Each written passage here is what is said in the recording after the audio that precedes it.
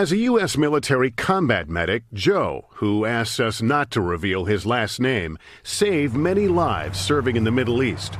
But last year, he found himself saving the life of a 1-month-old puppy named Annabelle. When I first met Annabelle, she was at a house right by me, and her sister were rescued after their mom stepped on an IED and she was killed. Joe brought the frail pup back to the base, feeding her from his own rations, sleeping next to her. She brought a whole new dynamic to our team. We had, someone to love and someone to take care of, which was nice. When it was time for Joe to go home, he called his wife.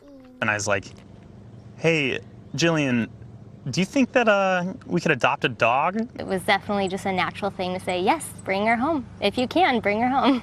What'd you do today, dude? 5 months after Joe's homecoming to Raleigh, North Carolina, his family got the news. Annabelle was on her way, thanks to SPCA International, which reunites soldiers and dogs. She's been through a lot. I hope that she thinks it's worth it.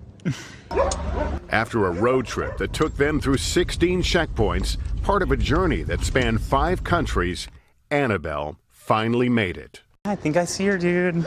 Annabelle. Joe's son, 3-year-old Weston, meeting his new buddy for the first time.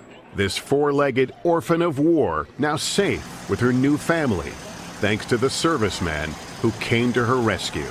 Hey, NBC News fans, thanks for checking out our YouTube channel. Subscribe by clicking on that button down here, and click on any of the videos over here to watch the latest interviews, show highlights, and digital exclusives.